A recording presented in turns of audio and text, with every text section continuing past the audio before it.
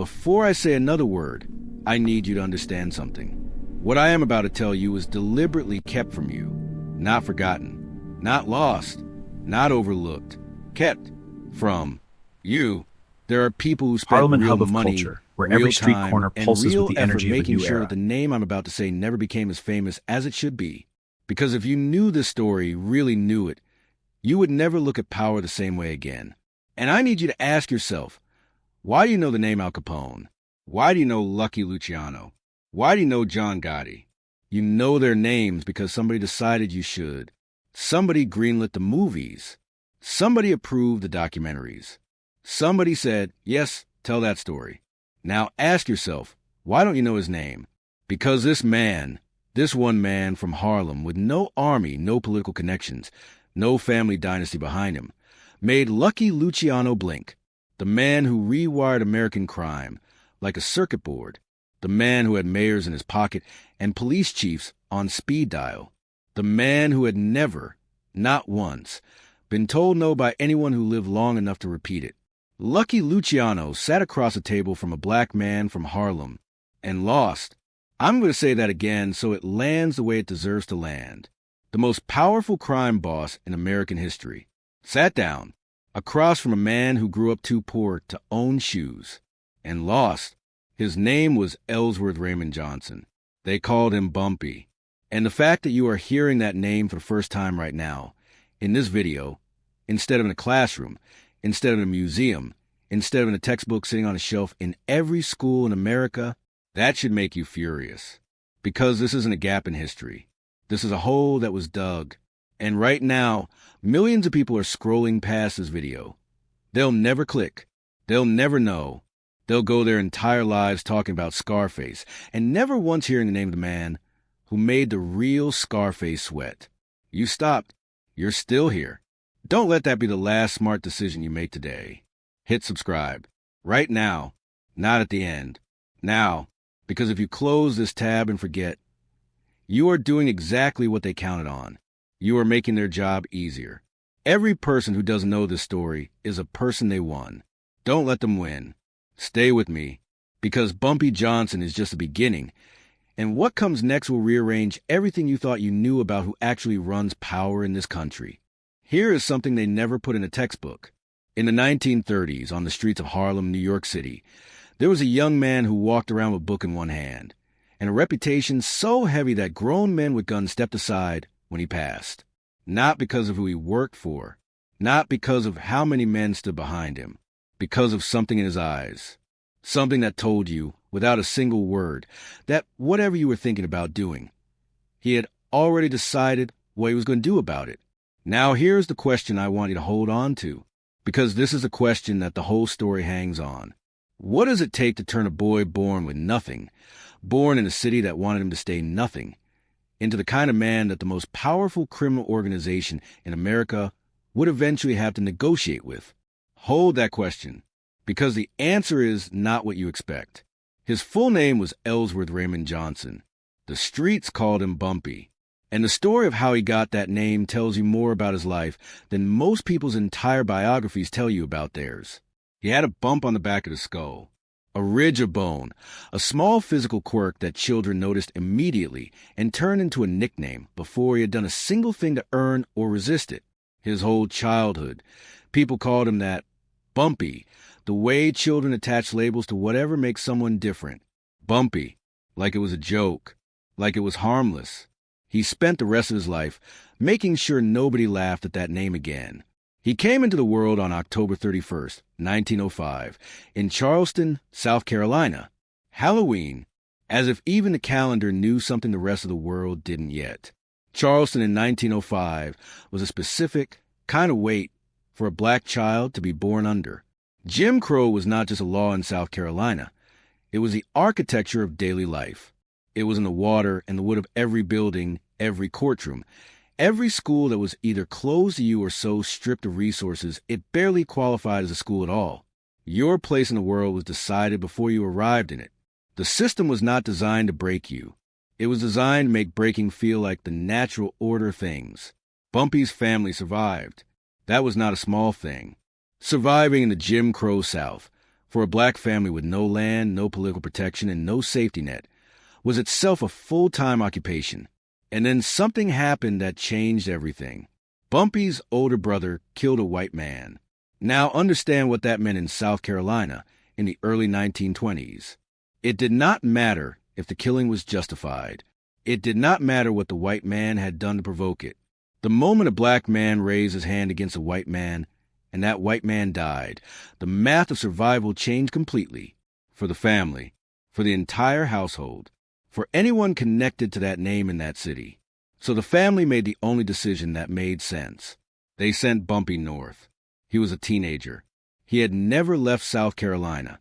He had never been to a city that did not already know exactly what to do with him, which was to keep him small and keep him quiet.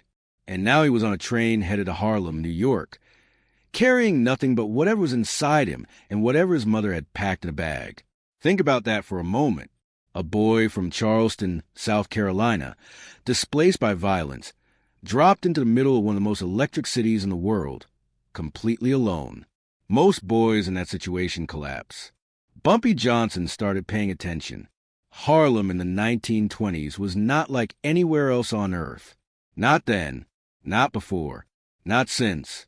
The Great Migration had been sending black families north for years, out of the violence and poverty of the South and into the cities of the North, where the racism was different, not absent, but structured differently, leaving small cracks of possibility that the South had sealed shut entirely.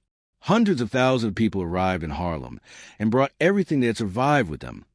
The music, the language, the grief, the fury, the genius. It became the Harlem Renaissance. Langston Hughes was writing poetry that sounded like it had been extracted directly from a nervous system of every black person who had ever been told they didn't matter. Duke Ellington was rewriting what music was allowed to be.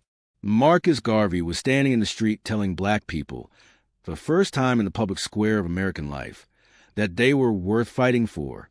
Ideas were moving through Harlem the way current moves through a wire.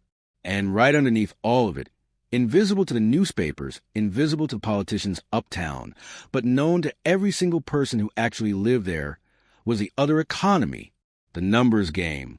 You need to understand what the numbers game actually was in Harlem, because people who didn't live it tend to reduce it to gambling. It was not gambling, not the way people mean it. The numbers game was a financial system of community that had been locked out of every other financial system. Banks would not give black families loans. Insurance companies would not insure black families at the same rates. The legitimate economy in New York City in the 1920s and 1930s had a door that opened from the inside, and the inside was white. So Harlem built its own system. You picked 3 numbers. You put down whatever you could spare, a nickel, a dime, a quarter. If your numbers hit, you were paid out 600 to 1. In a neighborhood where most families were one missed paycheck away from losing their apartment, that kind of return could mean the difference between staying and losing everything. The men and women who ran the numbers wheels were not just gangsters. They were the employers, the informal banks, the community safety nets that paid hospital bills and kept landlords from the door when winter hit and the money was gone. And into that world, that complex, alive, desperate, brilliant world, walked a teenage boy from Charleston with a ridge of bone on the back of his skull and a mind that was already working faster than most people around him realized. He started at the bottom, the way everyone starts, running numbers, carrying slips, moving between the blocks and the apartments and the back rooms where the real counting happened. His job was simple. Be fast, be quiet, be reliable. Do not lose the money. Do not bring attention. Do not be the kind of person anyone has to think twice about. He did the job. And while he did it, he was reading everything he could find. This is the thing about Bumpy Johnson that almost nobody tells you, because it complicates the story, because it doesn't fit the image of what a Harlem Street enforcer is supposed to be. Bumpy Johnson was a reader, not casually, not occasionally, obsessively. He carried books the way other men carried weapons. Langston Hughes, Edgar Allan Poe. He could quote both from memory in the same breath, and the people who heard him do it were never quite sure what to do with that. He played chess, and he almost never lost. Not because he had memorized openings, but because he genuinely understood the board several moves ahead of whoever was sitting across from him. He wrote poetry that people who read it said was genuinely beautiful. Not beautiful for a numbers runner, not beautiful for a man from the streets, just beautiful. He was the kind of man who could sit across from a Columbia University professor and hold a conversation that left the professor leaning forward in his chair. And he was capable of violence so cold, so precise, so absolutely without hesitation, that hardened men stepped back when he walked into a room. Both things, at exactly the same time, in exactly the same body, looking out of exactly the same eyes. That combination, the scholar and the predator, the poet and the enforcer, the man who quoted Poe and the man who you did not want to cross in an alley, is what made Bumpy Johnson impossible Harlem, hub to of read, culture, where every and what street you corner cannot pulses read, with the energy of you a new cannot era. prepare for. Nobody could get ahead of him. Nobody could predict him. Nobody could find the angle on him, because every time they thought they had identified what he was, he turned slightly and became something else entirely. The streets noticed before anyone with power did. Her name was Stephanie St. Clair. And if you do not know that name, pause for a second and feel the weight of that. Because Stephanie St. Clair was one of the most extraordinary human beings that Harlem, New York, or the 20th century produced. And she has been almost completely erased from the story that gets told about this era. She was born in Martinique, in the French Caribbean. She arrived in Harlem as a young woman with an accent, a first-rate mind, and a complete refusal to accept the ceiling that American society had built over black women. She built the Harlem Numbers operation from scratch, with her own capital, her own organizational genius, her own network of loyalty. She called herself Madam Queen, and she was not performing when she said it. She sued corrupt police officers in open court, by name, by badge number, and she won. She wrote letters to New York newspapers exposing graft and corruption in precincts that had been shaking down the Harlem community for years, and she signed her own name to those letters because she was not afraid of who read them. The Italian mob had tried to move into her territory before. They had retreated, not because she had more soldiers. She didn't, because she had something more durable than soldiers. She had the loyalty of an entire community that understood she was fighting for them, not just for herself. And she had a ferocity of will that made men who were used to people flinching go very quiet when she looked at them. When Stephanie St. Clair saw Bumpy Johnson, she saw something she had been looking for. Not muscle. Harlem had muscle everywhere. Not loyalty. Loyalty could be bought and broken. She saw a man who understood, the way she understood, that the numbers game was not a racket. It was the economic backbone of community that the legitimate world had deliberately, systematically excluded from everything else. A man who felt the weight of that. A man who was angry about it in a specific, focused, productive way that produces action instead of just bitterness. She made him her enforcer, her fixer, her right hand. And Bumpy Johnson understood immediately what he had been given. Not just a job, a position, a reason, something that a boy from Charleston, South Carolina, who had been sent north with nothing, had never quite been handed before. A purpose. He was good at it. He was frighteningly good at it. Men who had been cheating Madam Queen's operation found out about Bumpy Johnson in ways that they did not forget quickly.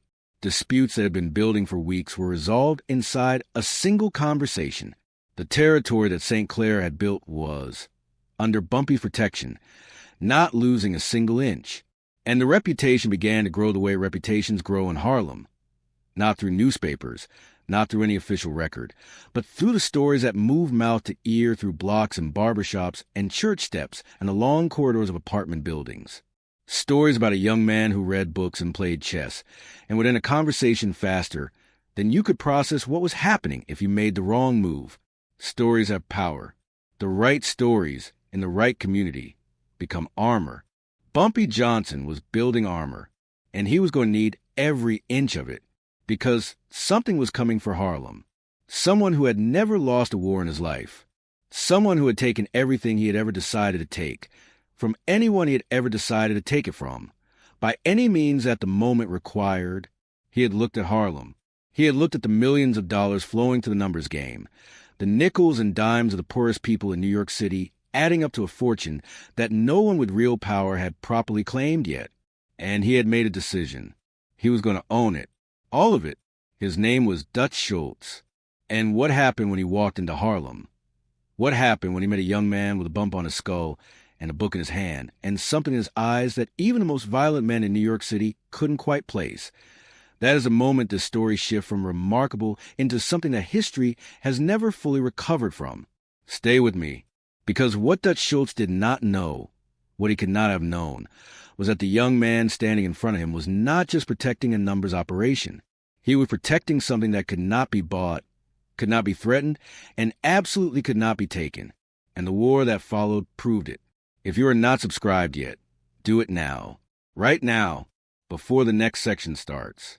Because the people who click away right here are exactly the people who will spend the next 10 years not knowing the most important parts of this story. This is not entertainment. This is the history they decided you did not deserve to know. The least you can do is make sure you're here when the rest of it comes out, like this video. Share it with someone who thinks they know Harlem history. And subscribe, because we're just getting started. There's a detail about Bumpy Johnson that almost never makes it into any version of this story, and it is the detail that explains everything else. At the height of his power, when he was the most feared man on the streets of Harlem, when Italian mob bosses were having meetings about what to do about him, when his name alone was enough to settle a dispute before it became a problem, Bumpy Johnson was spending his evenings reading. Not newspapers, not ledgers, not the kind of reading that had anything to do with running an operation. Poetry, philosophy, literature. He had a shelf of books in his apartment on Edgecombe Avenue that people who visited him described as the kind of shelf you'd find in a university office. Langston Hughes, Edgar Allan Poe, Nietzsche. He dog-eared pages. He underlined sentences. He wrote notes in the margins in a handwriting that people who saw it said was careful and deliberate, the handwriting of a man who took the act of thinking seriously. Now here's the question I want you to sit with for a moment. What does it mean when the most dangerous man in Harlem is also the most well-read man on his block? What does it tell you about the kind of danger he actually was? Because I promise you, the answer is not what you think.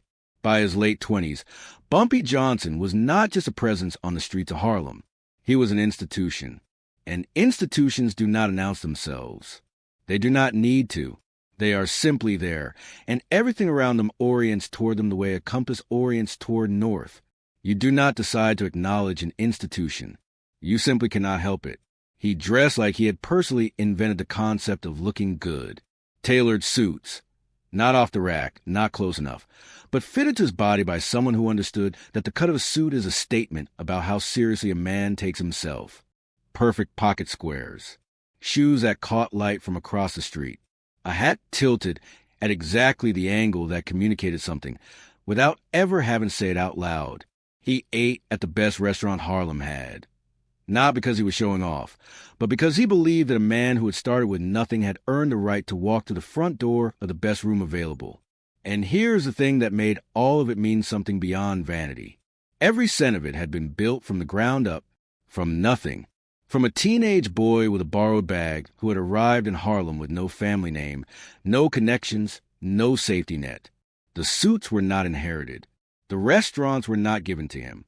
Every single thing Bumpy Johnson had, he had built himself, in a city and a country that had designed every available system to make sure he couldn't. When Harlem looked at Bumpy Johnson in a tailored suit walking down 116th Street, they were not just looking at a man who dressed well. They were looking at proof. Proof that it was possible. Proof that the system could be outworked, outthought, outmaneuvered by a black man who refused to accept what the system said he was worth. That is why the suits mattered. That is why the restaurants mattered. That is why everything about the way Bumpy Johnson moved through Harlem mattered. Because it was not performance. It was testimony. But the clothes were only the surface. Underneath, Bumpy Johnson operated by a code. And it was a code that the people of Harlem understood, trusted, and in many cases staked their lives on. When a landlord on the west side of Harlem tried to evict an elderly woman in the dead of winter, a woman who had lived in that apartment for 20 years and had simply run out of money faster than time ran out, the woman did not call the city. She did not call a lawyer. She did not file paperwork with a housing authority that had never once in its history sided with a black tenant over a white landlord. She sent word to Bumpy Johnson. He showed up at the landlord's office the next morning, not with men behind him, not with a weapon visible. He sat down across from the landlord, folded his hands on the desk, and spoke in the same quiet, measured voice he used for everything. He explained with complete calm and total clarity exactly what the situation was, what was going to happen if the woman stayed in her home, what was going to happen if she did not. He did not raise his voice once. The woman was not evicted. This happened over and over again across the streets of Harlem, in apartments and back rooms and on sidewalks outside buildings where the heat had been turned off and the children were in coats inside. Bumpy Johnson was the unofficial Supreme Court of those streets. Not because he had appointed himself, because the community had appointed him, the way communities appoint leaders, not with votes, not with ceremonies, but with the weight of accumulated trust.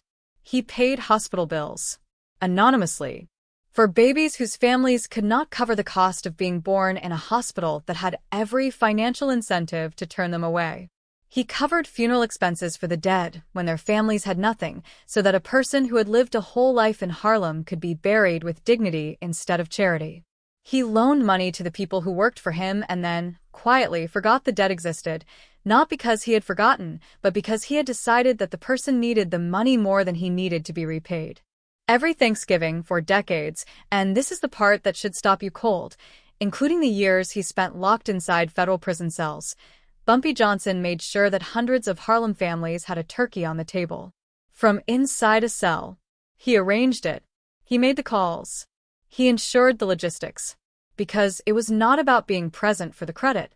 It was about making sure it happened whether anyone connected it to him or not. That is what a code looks like when it is real. When it is not performance.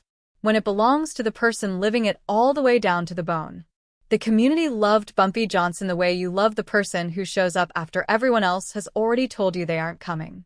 He was not a politician. He was not a preacher. He was not a social worker with a clipboard and a government program.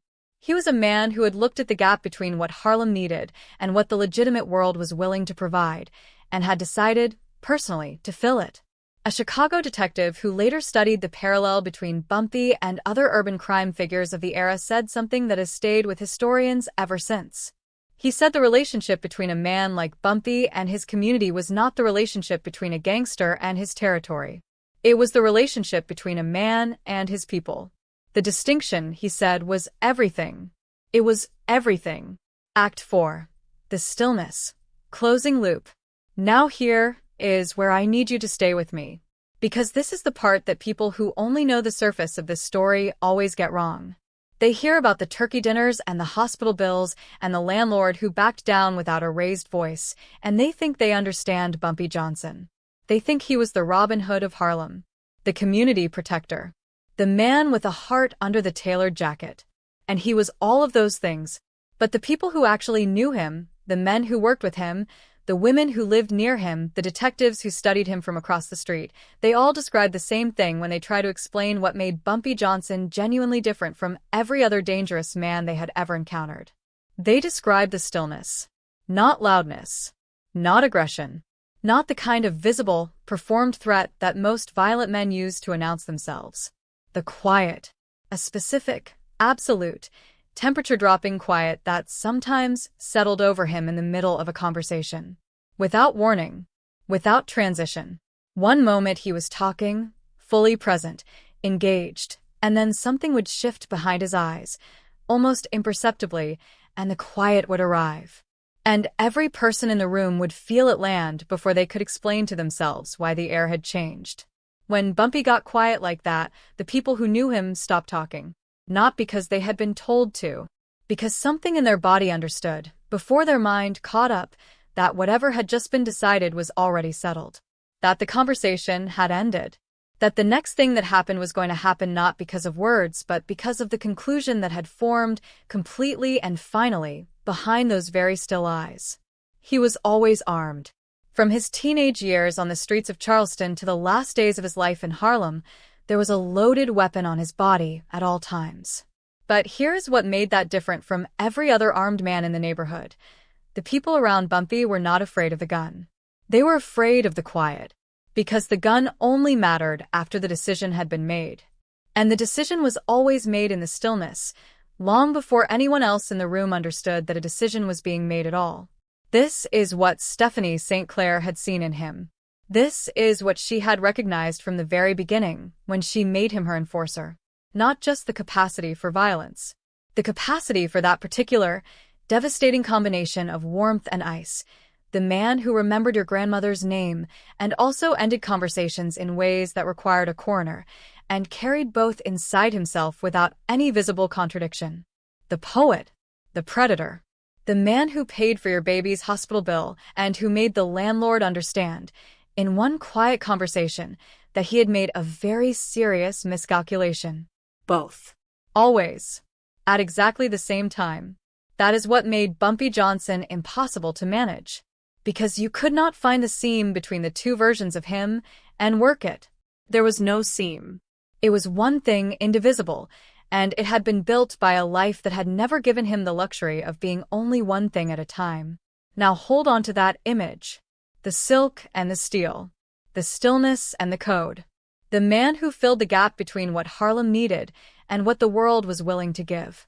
Because that man, exactly that man, with exactly that combination of qualities, was about to be tested in a way that nobody in Harlem had ever been tested before. Dutch Schultz had made his decision. He was coming for the numbers game.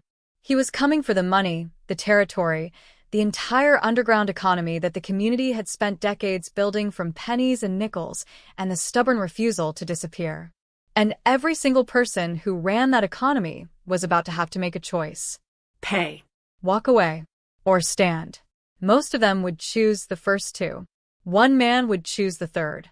And the war that followed would force Lucky Luciano himself, the architect of the modern American Mafia, the man who had remade organized crime in his own image, to sit down at a table in Harlem and negotiate. Not because he wanted to. Because of what happened when Dutch Schultz found out that the man standing in front of Stephanie St. Clair's operation did not blink. Stay right here. Because the next part of the story is the part that changes everything you thought you knew about power in New York City. If this story is hitting the way it should, if you are watching this and thinking about someone who needs to hear it, share it right now. Before the next section starts. Because the people of Harlem kept this story alive for decades without any help from a textbook or a documentary or a major network.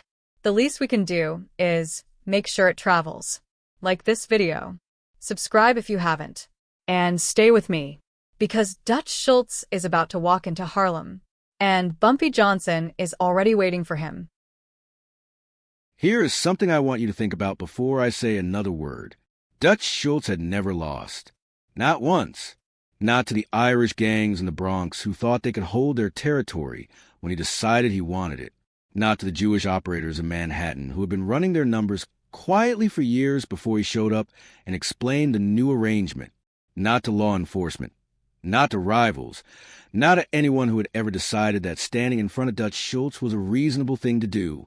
He had eliminated every serious competitor he had ever faced. Eliminated, not as a figure of speech, as a description of what happened to them. So here's the question I want you to hold on to as this section of the story unfolds. What does it do to a man like that? A man who has never once been told no and had it stick. When he walks into a neighborhood in Upper Manhattan and finds one man who will not move, what does it do to Dutch Schultz? And what does it do to Harlem? Because the answer to both of those questions is not what you expect. And the answer is where the story becomes something that history has never found an adequate way to categorize. His real name was Arthur Flegenheimer. He was born in the Bronx, the son of German-Jewish immigrants, raised in a neighborhood where the fastest route out of poverty was the one that required the fewest questions about legality. He was not educated. He was not charming in a way that men like Lucky Luciano were charming, that smooth, reading the room intelligence that made you feel respected even when you were being manipulated. Dutch Schultz was blunt. He was unpredictable in a way that genuinely violent men sometimes are. Not strategic in his violence, but explosive. The kind of man who could be perfectly calm for an hour and then do something so sudden and so brutal that the people who witnessed it spent years trying to process what they had seen. He took the name Dutch Schultz because it was shorter, because it fit on a wanted poster more efficiently, because Arthur Flegenheimer was 7 syllables that nobody would remember, and Dutch Schultz was 2 syllables that nobody would forget. He built his empire in the Bronx during Prohibition, running beer with the efficiency of a logistics company and the violence of a private army. When Prohibition ended and bootlegging dried up, he pivoted to numbers, to extortion, to the kind of financial control that doesn't require a product, only the credible threat of what happens if you don't pay. By the early 1930s, Dutch Schultz controlled a significant portion of New York City's underworld economy. He had judges.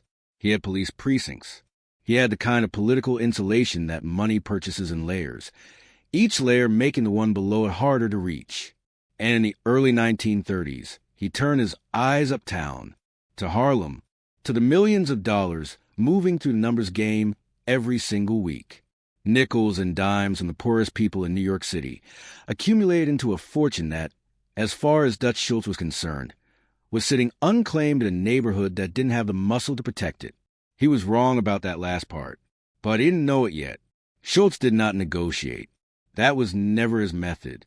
Negotiation implies that the other party has something to offer, and Dutch Schultz did not walk into Harlem believing that anyone there had anything to offer him except compliance.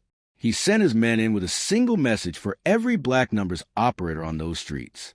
Simple, direct, the kind of message that doesn't leave room for misinterpretation. You work for us now. Hand over your books. Pay your percentage. And in exchange, you keep your health. That was the whole speech. And it worked. One by one, the operators who had built Harlem's numbers game from scratch, who had spent years constructing the relationships, the trust, the infrastructure of a community financial system, handed it over. Some immediately, some after a single demonstration of what refusing looked like.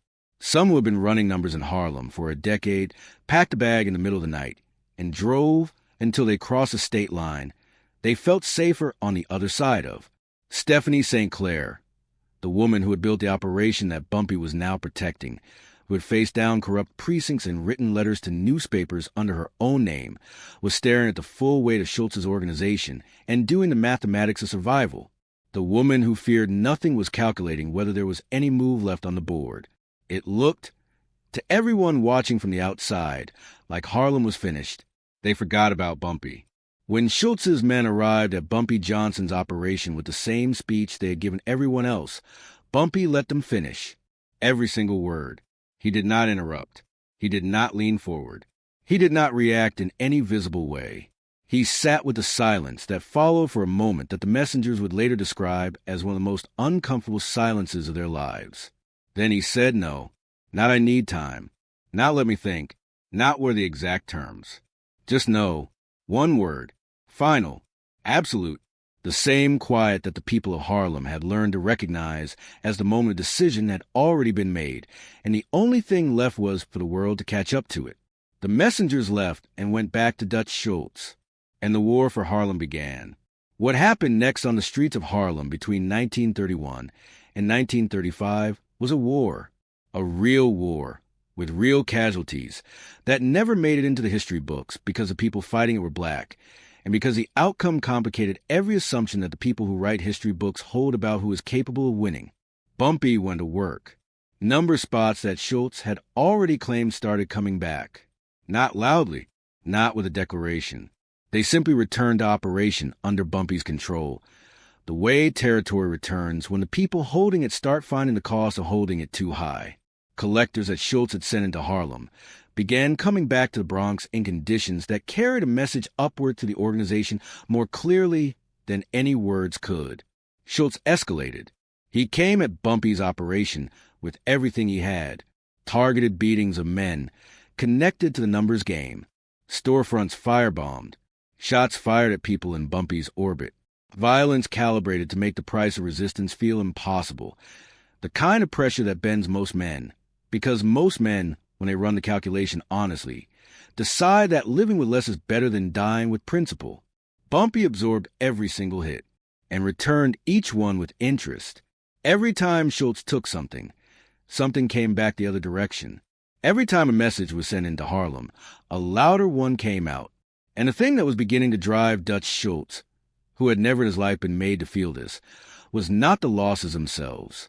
It was the fact that Bumpy Johnson was still standing, still operating, still collecting bets in the morning, still paying out winners in the afternoon, still walking the streets of Harlem in a tailored suit like a man who had decided a long time ago what he was willing to accept and had simply never updated that decision. His survival was an act of humiliation, because Dutch Schultz had broken every man he had ever come for. He had a perfect record, and that record was being dismantled block by block in Upper Manhattan by one black man who looked at everything Schultz had built and said, in the language of continued existence, that it was not enough. Now here is the piece of this war that most people never hear, the piece that changes everything about what this fight actually was. Bumpy Johnson was not fighting for money. Yes, the money mattered. Of course it did. But the numbers game in Harlem was not, at its core, about gambling. It was about survival. It was the bank for people the banks would not serve. It was the credit line for people the credit system had redlined into poverty. It was the employer, the lender, the safety net, the entire parallel financial infrastructure, a community that the legitimate economy in New York City had, by law and by practice and by deliberate design, locked out of everything else. Every dollar Dutch Schultz pulled out of Harlem was a dollar that did not go to a church on 125th Street, did not go to a family behind on rent in January, did not go to a child who needed shoes before school started. The money was not abstract. It was the difference between making it and not making it for hundreds of families who had no other margin. Bumpy Johnson understood this. His people understood this. And Harlem understood this. When you place your bet with Bumpy Johnson during the war with Dutch Schultz, you were not just gambling. You were casting a vote. You were saying out loud with a nickel or a dime that you believed one man's refusal to bow was worth something, that the thing he was protecting was worth protecting, that the community he was standing in front of was worth standing in front of. The more Schultz attacked, the more people came to Bumpy. His operation did not shrink during the war. It grew. Harlem was voting with its nickels, and the count was not going Dutch Schultz's way. And here's the moment the loop closes. Here's the thing nobody expected. Dutch Schultz, who had never once needed help, went and asked for it. He went to the 5 families. He went to the most powerful criminal organization in New York City and told them he had a problem in Harlem that he could not solve alone. He told them there was a man up there who would not break, who would not bend, who had somehow turned a neighborhood of people who had nothing into a wall that he could not get through. He told them about Bumpy Johnson. Now think about what that moment means. A man who had eliminated every serious competitor he had ever faced, who had built an empire across the Bronx and Manhattan to a credible threat of what he was willing to do, was sitting across from the leadership of the 5 families and saying out loud that there was one man he could not handle. That is the measure of Bumpy Johnson that no title and no reputation can give you. Not what he said about himself. Not what Harlem said about him. What Dutch Schultz was forced to admit in a room full of the most dangerous men in New York City. He could not break this man. And the man he went to for help, the man who would look at the situation in Harlem and make a calculation that would change the course of this entire story, was Charles Lucky Luciano, the architect of the modern American Mafia, the most powerful man in New York. Stay right here. Because what Lucky Luciano decided when he heard Bumpy Johnson's name, and what he did instead of simply destroying him, is the moment that gives this entire video its title. And it is the moment that proves, beyond any argument, that what Bumpy Johnson built in Harlem was not just an operation. It was something that even the most powerful criminal organization in America had no choice but to respect. I want you to understand exactly who Lucky Luciano was before I tell you what he decided. Because the weight of what he decided only makes sense when you understand the weight of who was deciding it. Charles Luciano, they called him Lucky, and the name was not affectionate, it was biographical, had done something that nobody in the history of American organized crime had done before him. He had looked at the structure of the Italian Mafia in New York, the old bosses who ran it on tradition and ego, and the assumption that power belonged to whoever had held it longest, and he had decided it was inefficient, so he rebuilt it. not by working within the system, not by rising through the ranks and making the changes from the inside. He killed his own boss. He arranged the murder of Salvatore Maranzano, the man who had declared himself the boss of all bosses, the man who had just won the Castellamarese War, because Maranzano was an obstacle to progress. And when Maranzano was gone, Luciano built the commission. 5 families, shared governance, a structure designed to prevent any single man from accumulating the kind of unchecked power that eventually made every organization around it unstable. He was not a gangster who happened to be intelligent. He was a strategist who happened to be a gangster. The distinction mattered enormously, because it meant that when Lucky Luciano looked at a problem, he did not reach for violence as a first answer. He reached for it as one answer among several, and he chose between them based on which one returned the most value. That is the man who received the reports from Harlem.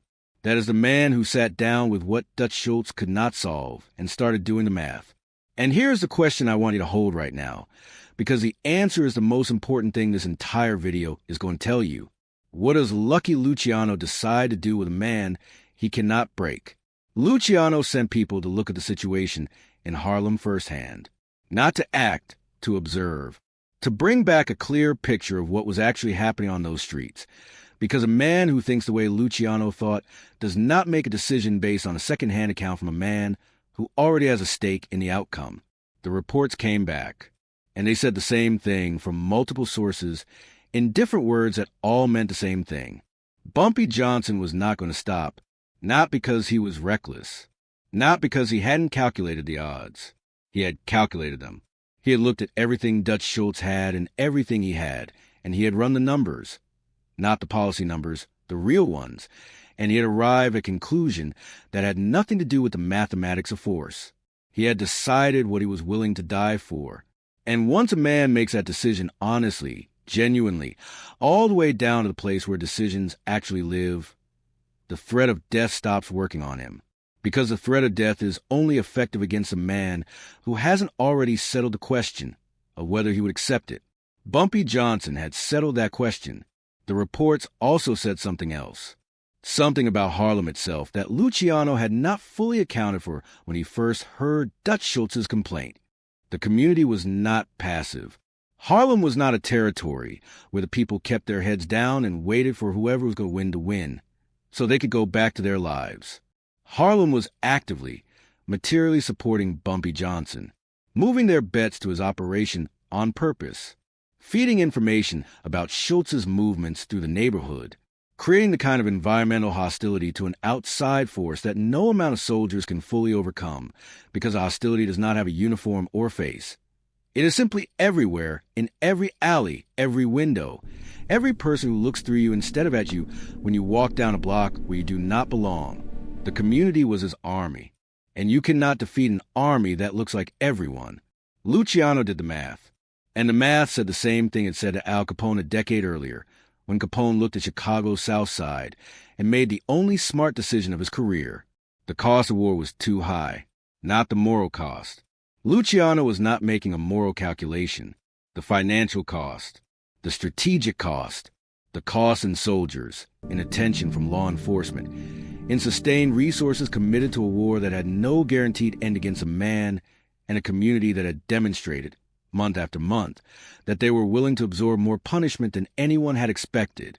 There was a cleaner solution. A deal. Lucky Luciano sat down with Bumpy Johnson. Let that land for a second before we move past it. The man who had rebuilt the entire structure of American organized crime, who had ordered the killing of his own boss because his own boss was in the way, who had created the 5 Families Commission that would govern New York's underworld for the next 60 years.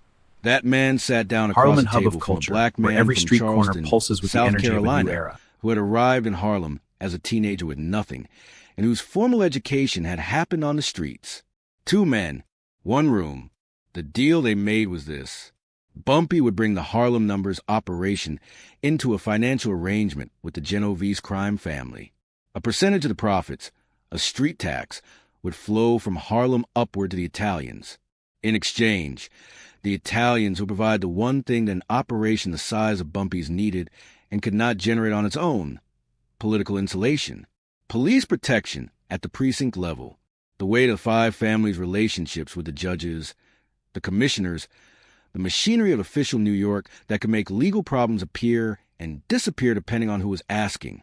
In exchange for that, Bumpy ran Harlem. His people stayed employed. His community stayed served. The money still moved through black hands first. The relationship that Harlem had with its numbers game, the economic lifeline, the parallel financial infrastructure, the system that paid for funerals and hospital bills and Thanksgiving turkeys, that relationship stayed intact. It was not a perfect deal. Bumpy Johnson was not a naive man. He knew exactly what sitting across from Lucky Luciano meant. He knew what the percentage cost. He knew what the long-term implications of that arrangement were for the autonomy of what he had built. But he also knew what it was. It was the best deal any black operator in the history of New York's underworld had ever extracted from the Italian Mafia.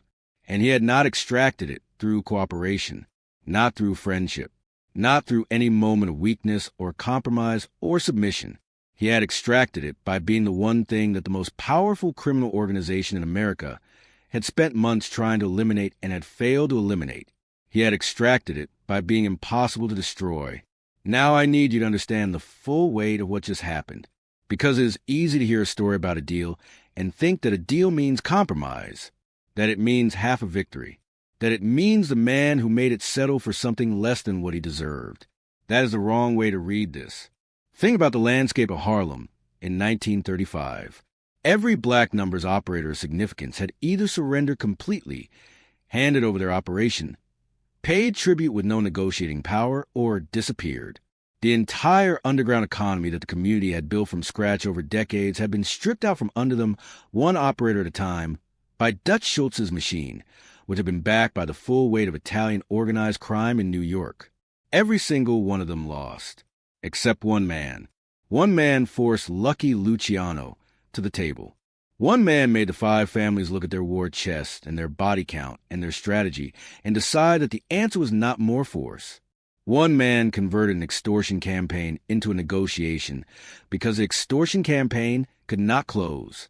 In the entire recorded history of organized crime in the United States of America, a black man had never done that before. And this is where the Al Capone connection becomes clear, the connection that gives this video its title. Capone's decision to stay out of Chicago's South Side, to look at Teddy Rowe and decide the cost of war, was higher than the value of the territory, and Luciano's decision to deal rather than destroy Bumpy Johnson were the same calculation made by two different men in two different cities in two different decades, looking at two different black men, and arriving at the exact same conclusion. This is not worth the war. In the language of the Italian Mafia, that is the highest compliment they ever gave anyone. They did not give it in words. They gave it in the only currency that matters in that world, in what they chose not to do, in the absence of what they were capable of, in the gap between their power and their willingness to use it against one specific man. Bumpy Johnson filled that gap, the boy from Charleston, South Carolina, the teenager on a northbound train with a borrowed bag and no plan except survival. The man who read Shakespeare in whatever room was available and played chess like he was always 3 moves ahead of the board. That man made Lucky Luciano negotiate, and he called it Tuesday. Now here's the part of the story where most people exhale and think it is over. The war is done. The deal is made. The most powerful men in New York have recognized what Bumpy Johnson is. He should be able to build his empire in peace now, run his operation, take care of Harlem the way he always has. That is not what happened, because the federal government had been watching the entire time, and they had a different kind of power than Dutch Schultz or Lucky Luciano, a power that could not be negotiated with or fought in an alley or outmaneuvered on the streets of Harlem. They had time, and they were willing to use all of it. Bumpy Johnson went to prison, more than once, and the last time he came back, the time that matters the most, Harlem had changed in a way that no amount of muscle or negotiation or tailored suits could reverse. A poison had moved through the neighborhood that Bumpy had spent his life protecting. A poison he had not anticipated. A poison that came not from the Italian Mafia or the federal government, but from within. And the war Bumpy fought in the last years of his life was the most important war he ever fought. Not with guns. Not with the cold quiet that made rooms go still, with something the streets had never seen from him before. Stay right here, because the final chapter of this story is the one that will stay with you long after this video ends. If you have made it this far and you are not subscribed yet, I genuinely do not know what you are waiting for. This is a story that your history teacher did not know, that your textbook did not have room for, that the people who decide which stories become documentaries and which stories become footnotes decided you did not need to hear. You found it anyway. The least you can do is make sure you do not miss what comes next. Subscribe, like this video. Share it with someone who thinks they know New York City history. Because the last chapter of Bumpy Johnson's life is the one that breaks every assumption you have built up about who this man was. And it starts right now. After Bumpy died, the Italian mob moved into Harlem completely. The numbers game was absorbed. The money that flowed through black hands, through black businesses, through black institutions, was redirected. The economic infrastructure that Bumpy had literally fought, with his body and his people's bodies, to keep inside the community was dismantled. Everything he had protected was gone within a few years. But here is the thing. Harlem remembered. They put his name on a playground. They painted murals. When his granddaughter told his story, people already knew it. Not from books, not from documentaries, but from grandmothers who were still alive and still remembered exactly what it meant to live a Harlem where one man had made an actual decision to stand between his community and everything coming for it. Some stories don't need a TV show to survive. They survive on the tongues of the people who were there. And 60 years after his death, the people of Harlem still say Bumpy Johnson's name was something that sounds a lot like what it actually is: reverence. Bumpy Johnson never had a formal education worth mentioning. He was born black in Jim Crow America, which meant the entire apparatus of this country had already decided what he was worth before he drew his second breath. He was supposed to be invisible. He was supposed to be harmless.